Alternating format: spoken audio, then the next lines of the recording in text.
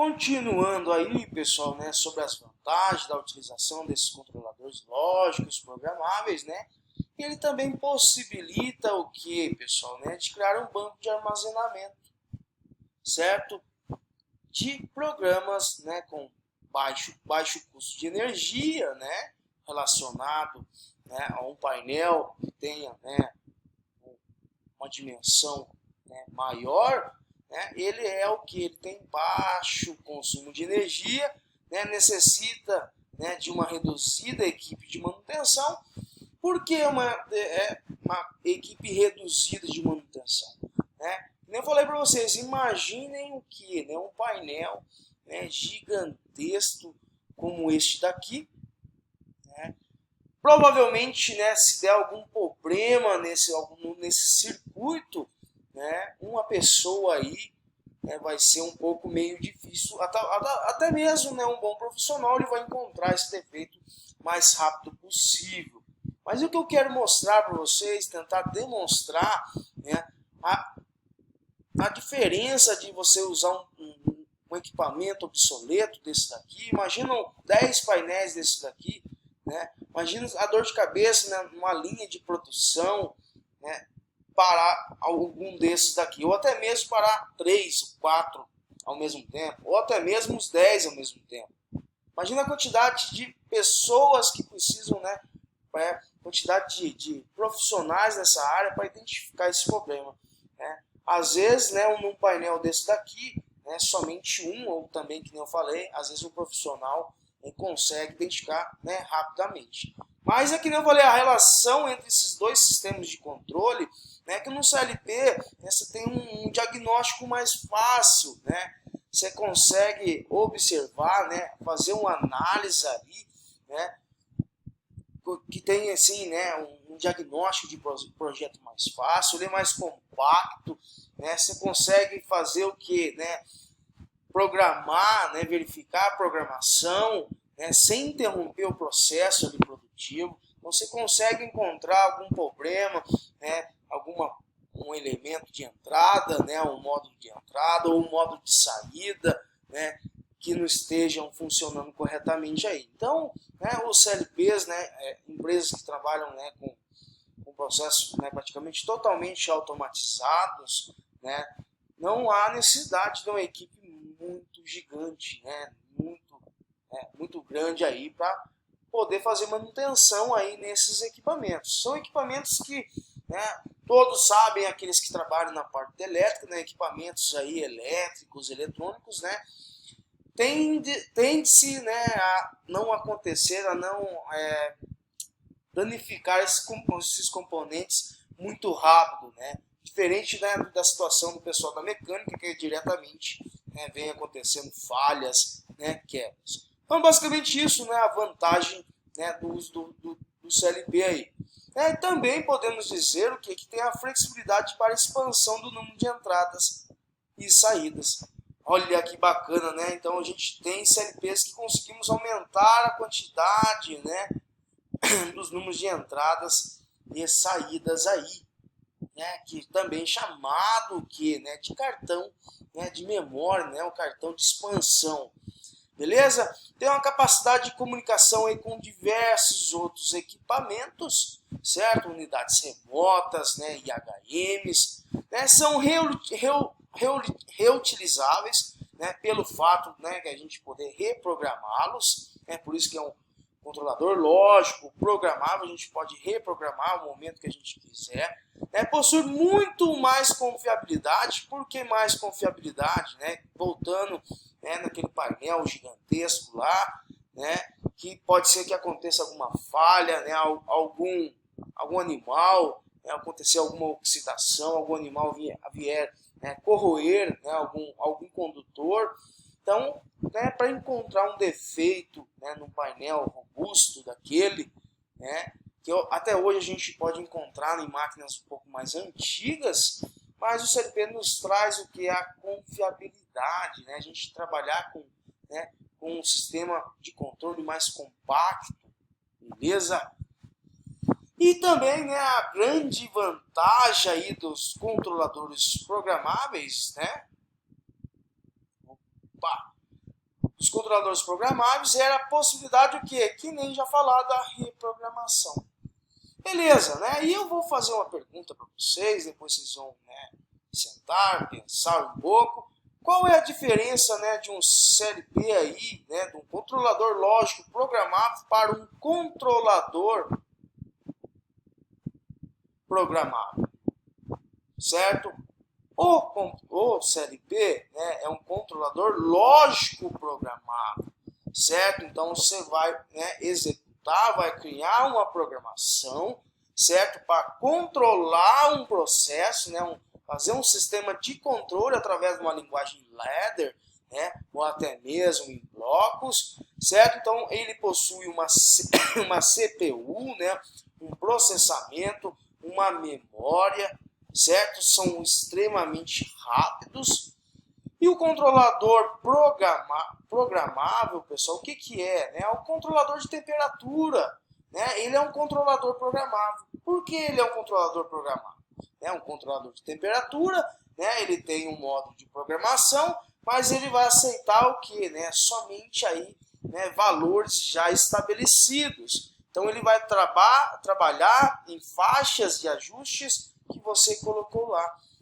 Então você não está programando a lógica dele, você está estipulando valores, né, colocando set points, né, para ele trabalhar em condições o que ele já vem com essa, né, com essa habilidade, vamos dizer, esse sistema de controle aí, né, internamente. E esse controlador programável, a gente não consegue modificar a sua lógica, né? Somente o que? Controlar, né, a faixa de temperatura, né? Vou ajustar esse controlador de temperatura aí, né, para 90 graus. É assim que esse controlador, né, internamente ele vai captar, né, essa temperatura através de um sensor de temperatura aí.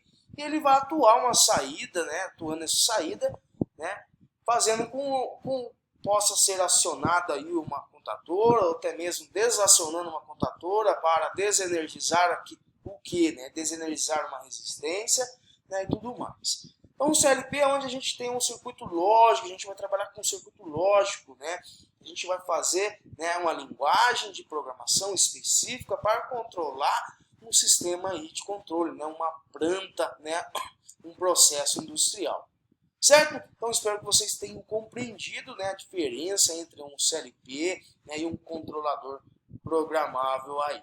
Certo? Um controlador programável também, né, a gente pode dizer um pressostato. O pressostato também é um controlador programável. Né? Você ajusta, né, a faixa de pressão, né, e determina para ele aí, né, qual o valor de trabalho que ele vai executar. Eu programei ele a 6 bar. Então, a hora que ele chegar em 6 bar, ele vai executar uma ação, né, podendo fazer o quê? Né? Muitas máquinas industriais, né, até mesmo onde eu trabalhava, a gente possuía bastante, né, esses pressostatos aí. Pelo fato do quê? Porque a máquina ela precisa trabalhar em condições seguras, né, com sistemas de pressão, né, o ar comprimido, e no mínimo aí 6 bar.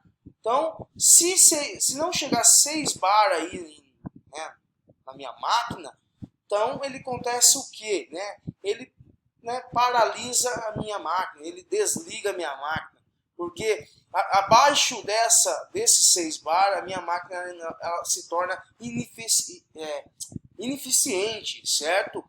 Porque eu tenho um cilindro que tem a capacidade de X aí, né? Quando eu abaixo essa pressão, né, o seu comportamento, o seu trabalho também irá mudar.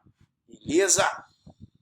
Show de bola, certo? Então a evolução aí, né, dos controladores programados pode ser dividida em 5 gerações. Né? Quem que são essas 5 gerações? Né? A evolução aí dos controladores, né, tem a primeira geração. Na primeira geração, a programação era feita em assembly. Quem que é a assembly? Assembly é uma linguagem extremamente difícil, é uma linguagem de programação aí, né, uma linguagem de máquina a máquina, certo? exigindo do programador aí o conhecimento completo do hardware do equipamento. Isto é o que, né? Seus componentes eletrônicos. Já na segunda geração, né, já surgiram as linguagens de nível médio. Né? O que são essas linguagens de nível médio? Com programas para converter linguagem de máquina, né, e o programa desenvolvido pelo usuário. Ora, então a gente já está começando a evoluir aí, né? O CLP está começando a criar uma outra perspectiva histórica. Né? Na terceira geração, pessoal, os CLPs apresentavam entradas de programação, permitindo sua conexão a teclados ou programadores portáteis. Olha que bacana isso daí, certo? Já na quarta geração, os CLPs apresentavam entrada para comunicação serial, certo? Comunicação RS-232, certo? Beleza? Então, possibilitando sua programação aí diretamente de um computador. Então, aqui já na quarta geração, né, já tinha aquela porta serial, USB lá, né? A gente conectava aí um computador, né, através de um software de programação específico aí do nosso fabricante, né, instalado nessa máquina, nesse computador, permitiu além da programação, né, a ser feita, também a transferência do programa ao CLP. Né, e também, além disso, de testar o seu funcionamento do programa. Então, já que na quarta geração, a gente já utilizava, né, os computadores para executar, né, através de um software, para fazer né, a transferência desse programa, e até mesmo a gente, através desse software, a gente conseguir fazer simulações nesse programa. Então, é muito bacana, é uma evolução tremenda. E agora, né, a gente vai ver a quinta geração. Quem é essa quinta geração aí, pessoal? Né? Apresentam padrões de protocolos de comunicação, certo?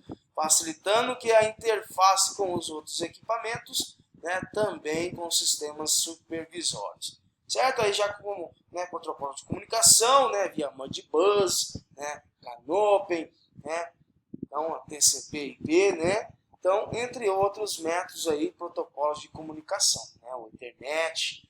Tranquilo? E onde são aplicados, né? Quais são as aplicações desse CLP? Muitos, professor, isso aí é muito simples. Isso aí eu já sei. Mas a gente precisa passar por isso daqui, porque é a base, né? Que muitos pode ser que não conheça, né, esse formato, o que é um CLP. Então, a gente vai dar esses dados históricos e não se preocupe, a gente vai fazer aula prática sem problema algum aí.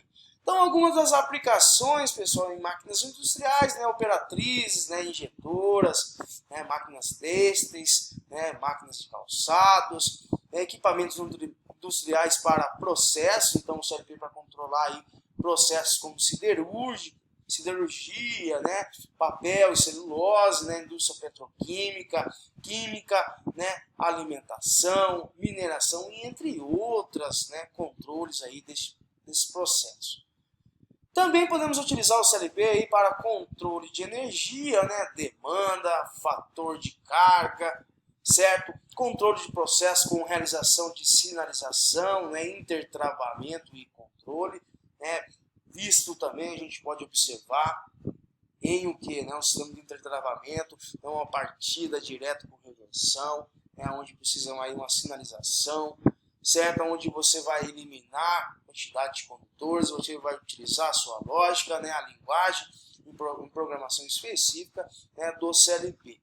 Certo? Aquisição de dados de supervisão, né, em fábricas, né, prédios inteligentes, né, bancadas de testes automáticos de componentes industriais. Então aqui, né, aqui é um método obsoleto, né, um monstruoso, é bastante utilizado ainda, mas a tendência é ser migrado aí, né, o nosso querido CLP. Vocês conseguem identificar a diferença dos dois painéis? Então, isso é a evolução, certo? Então, espero que todos tenham compreendido aí, né? Um grande abraço a todos. A gente volta, né, na próxima aula.